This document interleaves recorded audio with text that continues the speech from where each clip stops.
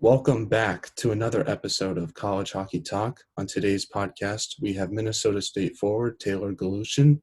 Thank you so much, Taylor, for coming on the podcast, and how's everything going? Thank you for having me. It's going good. That's great. And how's quarantine been going for you, and how have you handled this entire pandemic so far? So I'm one of the people who enjoyed quarantine. I'm such a homebody. I'm lucky enough that we have a gym here in my house. So been between working out and now it's nice out, just spending time at the lake and time with my family, and just been actually really good. I do miss socializing and normal, and I hate wearing masks, but it's okay. We'll get through it. Yeah. And I want to talk to you about growing up in Minnesota, and how did you start playing hockey, since obviously hockey is everything there?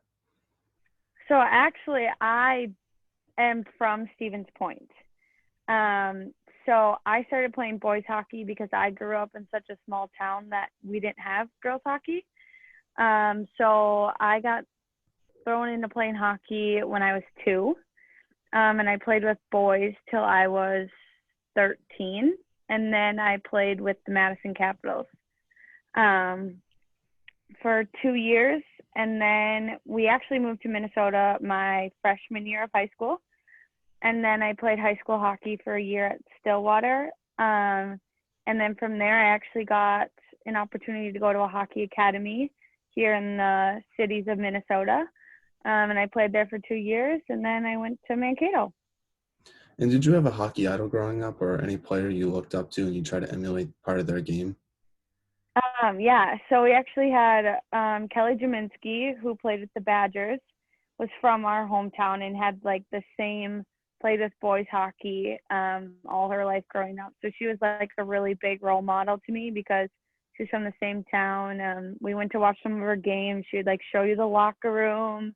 She came out and even watched one of my games when I was like 14, and it's like the coolest thing, like looking back at now, if someone like takes the time to spend, to come watch your game, is really cool. So That's great. And like you mentioned earlier, before Minnesota State, you played for the Madison Capitals and Minnesota Revolution. Talk about those experiences and what was the difference between them? oh gosh. So the Capitals was like the best. I have a teammate who I play with at Mankato now. Me and her are like best friends. Her dad was our coach. We weren't the most talented team, but he instilled in us leadership as working hard. He told us no matter what, no matter how bad you are, you can work hard. And from there, we just succeeded in so many areas, but we also grew as like a unit. And that group of girls is girls I talk to still this day. And then Revolution was a super cool experience, but there was some ups and downs. So it was a hockey academy where we had hockey in the morning. So we would do like a skill session from 7 to 8. And then, so there was 4 teams there when I was there. So 2 girls and 2 guys. So you would then split up to your teams. You would do workout for an hour, and then you'd go back on the ice for an hour for team practice. And then you would drive over to school, and you'd go to school from like noon to 4. So it was a very different experience. It was cool because when you're on the road, the school knew you guys had a traveling weekend. So, schoolwork you did on the road. Some people excelled in online learning, some people didn't. That was one of the downfalls. And another was just you weren't a regular high school student. All we had was each other's games. And a lot of times they were like in Canada or Chicago. So you didn't really get to support your school like football games and volleyball games. But then on the other side, I was playing hockey every day. So there was ups Yeah, and downs. that must have been fun. And you're also the team captain of the Revolution. What was it like to be a leader on that team, and what type of leadership did you bring? It was an honor. It was very cool because the year that my junior year that I was going to go there, I actually decided to go there a week before school started at Stillwater. So I wasn't really sure what I was getting myself into. The type of leadership that I would describe myself is more I'm a silent leader. I wasn't the most talented goal scorer on that team, but I love to work hard. I love to lead by example, and just the small things, the little things, the details are a big thing to me. And I like to pride myself on just that hard work and dedication can get you anywhere, and you can do anything. Yeah, I think those are great words to live by. And talk about your time at Stillwater High School and how did it help you prepare for college hockey? So yeah, Minnesota hockey, like they say, is a lot different than any other state. It was cool. It was an adjustment for sure. Coming in my sophomore year and not knowing anyone, and the varsity team was all the same girls from last year except me. So it's kind of thrown in for a loop, but it was also cool that, you travel 20 minutes to a different rink, and games were like really high end compared to what I was used to. It was like when we played the Capitals, like playing in a big tournament. It was like that every weekend, or you had a rival that Tuesday night. So it's kind of cool. And all my family's from Minnesota. Is kind of why we moved back here too. So it was a cool year of experiences for sure. And what is the hockey scene like in Minnesota, like you're just describing, especially in high school? Because I've seen the tournaments like at the Minnesota Wild Stadium. It looks pretty insane. It's like no other. It's crazy because everywhere you go, there's not one person that doesn't either have played hockey, know someone. So it's just kind of cool. Like even in our neighborhood, like you drive down the road and there's an outdoor rink, and you just like meet someone new every night you go out there. And it's just kind of like, it's a cool experience because it's a sport that connects everyone together, no matter age. Like you can play a pickup game with a 50-year-old and his son, or you can play it with a bunch of buddies from high school, and it's something everyone connects on. And I want to talk to you about your recruiting process and what made you want to go to Minnesota State compared to like maybe other Minnesota schools potentially. So originally I wanted to go out east. I fell in love with Boston. I was kind of like set, like I'm going out east. I think it was just like the atmosphere and meeting Coach Harrington, because it was technically his first year coming up when I was getting recruited there. Just the way that they portrayed the school and the way that it felt home. And it was far enough away from home, but close enough from home, and realizing how much of a homebody I am. It was just, it felt like the right fit for me. And the campus size was not too big, but not too small. And honestly, I like how all the other sports there are welcoming and supportive of you. That was one thing I saw in when I was there for my official, is just like how other teams would come and support you, or how welcoming they were. You have them in a class and they're like, hey, like great game. So I just like the family aspect of it. Yeah, just talk about like your first experience playing at Minnesota State, because obviously Mankato has a great college hockey town and just a great college town in general. So just talk about your first experience playing in that rink and then being on campus just in general. Oh, let's see. My first experience was, it was cool. Our first year, looking back, now that I'm going to be a super senior, looking back, we have grown so much. So it's super cool to like see the beginning process. And I give so much credit to Coach Harrington and how much he's turned the program around from not winning like any games my freshman year to beating Wisconsin last year is like crazy to think of.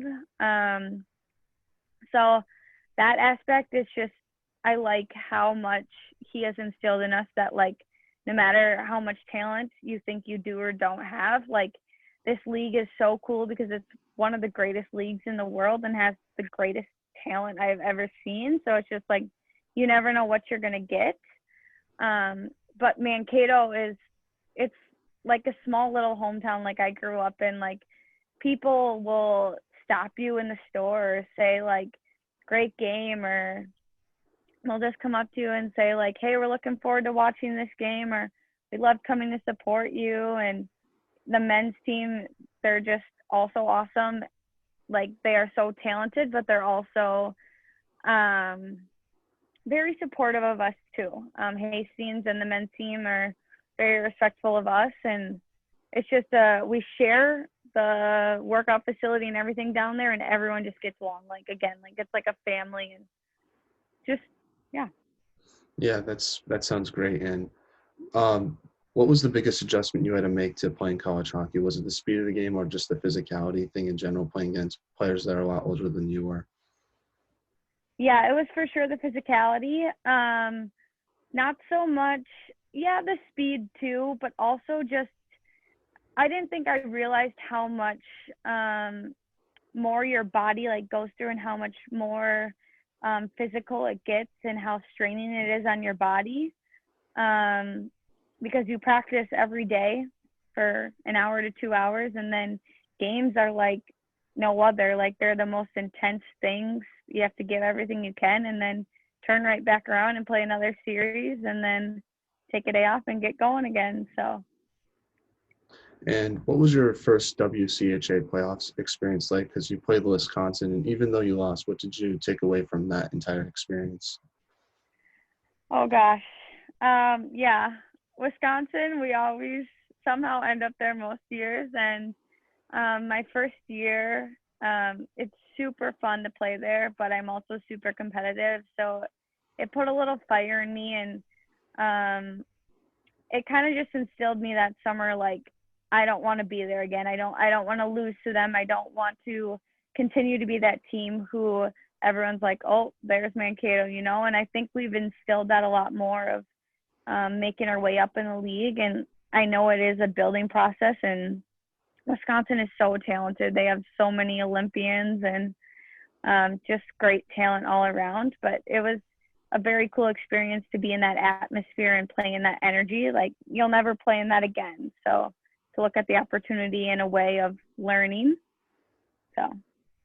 And what's it like to play under Coach Harrington? Because obviously you mentioned just how good of a coach he was just earlier, but just talk about what's it like to play under him and what type of coach is he like?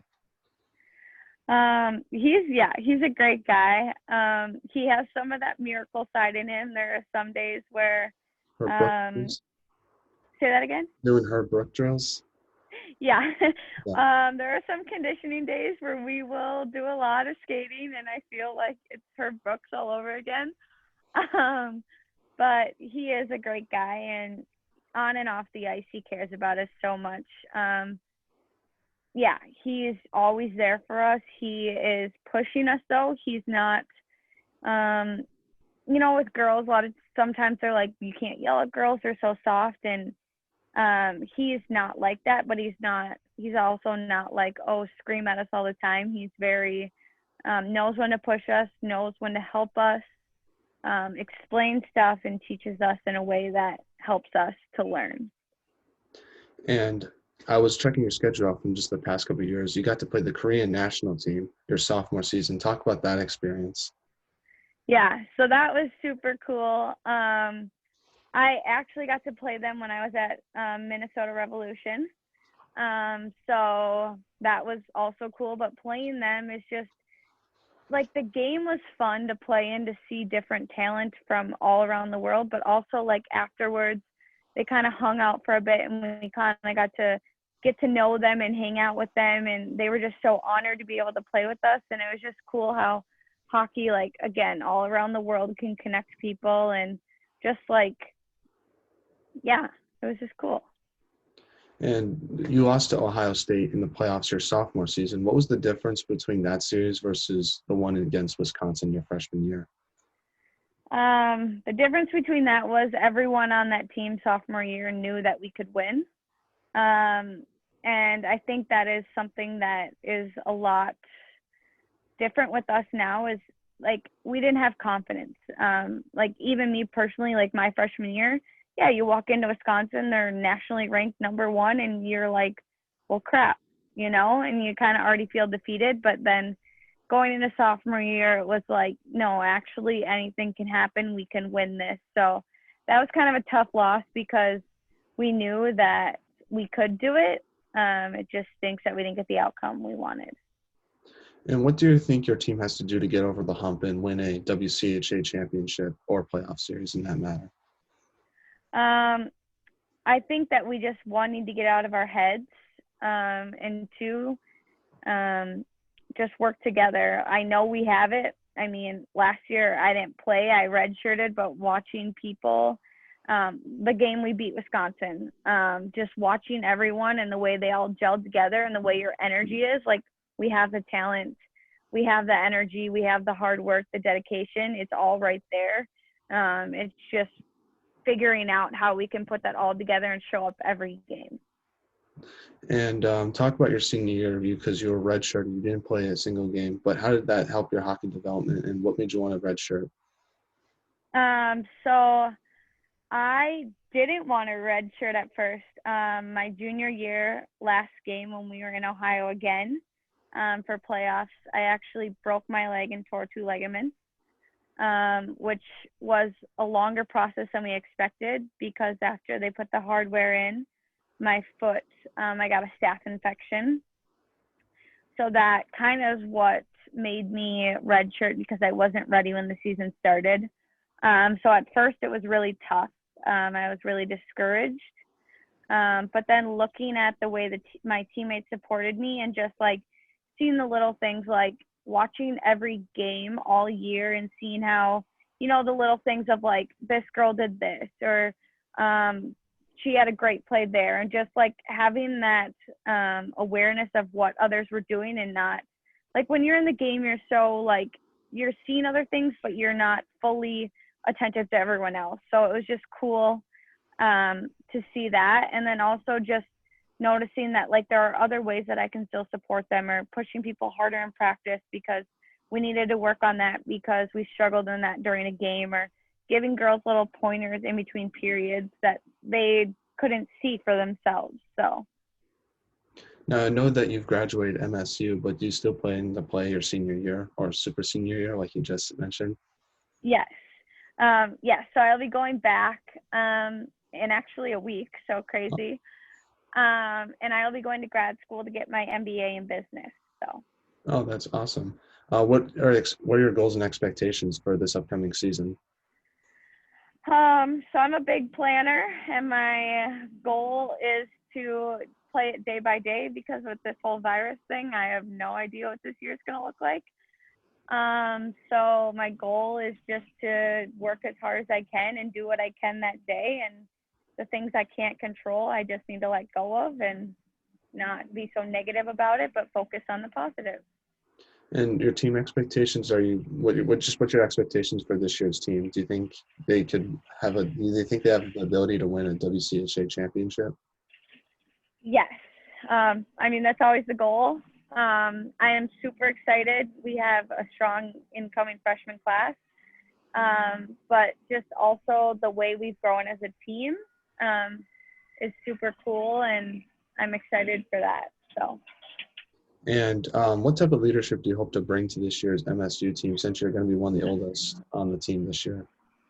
I just hope to bring like hard work and more just attention to details, and kind of being that person who, you know, if you need an extra help with something, like when freshmen come in, they're so scared, and just giving them that comfort and helping people transition, or giving them the little like insides of, hey, it's going to be fine, it's just a game, or just giving them more of my experience, I guess, is something I would have wanted my freshman year coming in, or as an underclassman, of just knowing that, hey, if you need help with anything, I'm there. So. And what do you think's the biggest improvement you made to your game since your freshman season? My confidence. I struggled a lot with my confidence. It wasn't something I was expecting, but now I do believe that my confidence is better, and that it'll be good. And I was just checking your schedule, just the wins and losses. And what did your team do your junior year to have such a big improvement for your senior year? Because you guys got 11 wins this past season, and this is the first double-digit win since Coach Harrington took over. Yeah. We just showed up every game knowing that it was going to be a battle, but that we could win the battle. And we also showed up knowing that we were going to have each other's backs, no matter win or lose, that we are in this together, and that we can do anything, and that the past years of what Mankato's history looks like doesn't define us at all. And so we kind of just really took that to heart, and we followed. We have this big wall of everything that we want to be as Mavericks, and we stuck to that. So. And what do you think you would say is the biggest strength of your team coming into next year? I would say hard work. I honestly would say we have girls who go beyond what they're expected, and that is awesome. I love that out of people. I love that they can do something and not be told. So hard work. And what's been your favorite road arena to play in? Oh gosh. I'd probably have to say Wisconsin. Just because it's like that rink is packed, sold out every game you play there, but also it's just like the atmosphere of being surrounded by so many fans, and you know they're not cheering for you, so it kind of gives you a little bit more fire of like, ooh, we could come in here and upset them or give Wisconsin a run for their money. And yeah. And now we're going to come into the non-hockey question segment of the podcast, where I ask you some non-hockey questions. My first one is, what artists do you listen to before a game? Oh gosh. I'm just kind of we do a lot of remixes at our rink. I used to be the person who would listen with my headphones in and focus in. But now I'm kind of just like, we listen to whatever the team's listening to, and we do a lot of like big booty mix remixes. But some days we'll get a little bit crazy and do a little bit of country or a little bit of out of the ordinary. But for the most part, I would say remixes. Which arena has the best warm-up mix? Oh gosh. I would say Ohio. Ohio does a good job. What's your favorite thing about Minnesota? My favorite thing about Minnesota nice. It is true what they say. Everyone here is very nice. What's your ideal vacation spot that you would like to visit one day? I am such a lake girl. Ideally anywhere in the sun and in the water, but if you put me at a cabin, I am so set going boating all day and having campfires at night. Nothing better. And speaking of campfires, what is your favorite outdoor activity?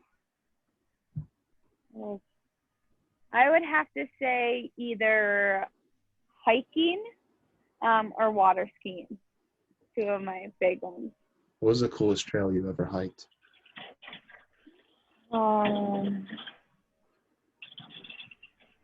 That's a good question. Probably when we were out in Colorado, there was just a bunch of different trails, or Utah. I have some family who lives out in Utah, so anywhere with mountains, I would say, has probably been the coolest I've been to. So. And if you could have lunch with anyone in the world, who would it be and why? Oh gosh. It's gonna sound like super fangirl, but Carrie Underwood, she's just all around amazing, and I love her morals, but I also love the way she just portrays herself, and she's an amazing artist, and yeah. What's your favorite movie?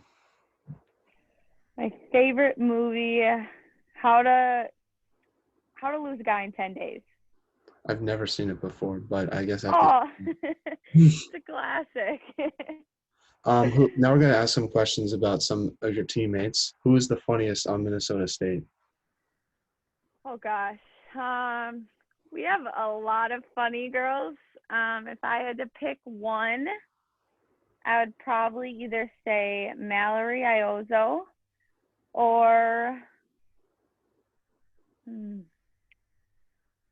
probably Mal. Who has the best style on the team?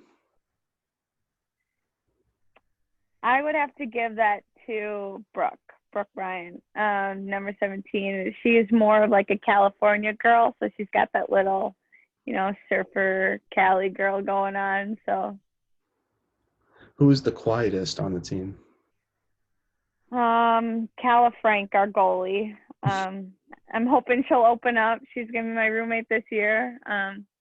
So I'm going to crack her open.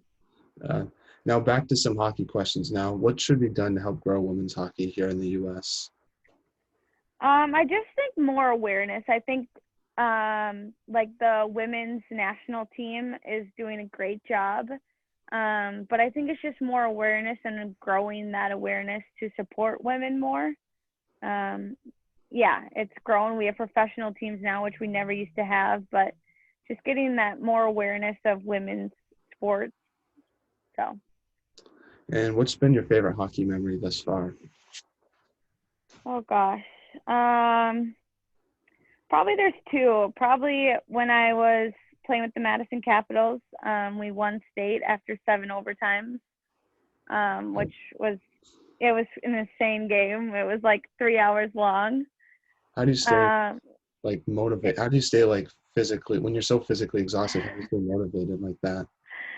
I think it was just we were so exhausted, but just kind of like the experience. Like I can remember we were so dead, and everyone was like trying all those little tactics of like putting your feet up in the air, and all the parents are coming in grabbing everything from the vending machines they could to like just give us anything, because no one expected this game to even go into overtime. Everyone kind of expected us to lose, and so the fact that we went into 7 overtimes and came out on top, I think that was kind of just our motivation in itself. Is there any other hockey memories that you like besides that one? I think it was my sophomore year, we beat Duluth. It was one of our first big wins. And I can just remember coach coming in and we were all just dancing, going crazy. So that was a cool experience. Now, I know this is not really a college hockey related question, but who do you think will win the Stanley Cup this year after all the playoff matchups have been set? Oh, gosh. I'm going with Vegas. I really do. They've been looking strong. Obviously, I'm sad Minnesota couldn't pull through. I was kind of like, oh, we got the first win. Like, let's get going. But I'm kind of going with Vegas right now. So we'll see how it plays out. All right. And before we let you go, is there any shout-outs you'd like to make to any teammates, family members, or just friends that you have in college? I'll give a shout-out to my whole team. I love them all. And I'm excited to be back with them. And no matter what the year looks like, it'll be a good year. So. Well, thank you so much, Taylor, for coming on the podcast. I wish you all the best in the future, and good luck for this upcoming season. And hopefully I can come down there and watch you guys play. Yeah, thank you so much. And absolutely, we would love to have you at Mankato. Thank you. Bye. Bye.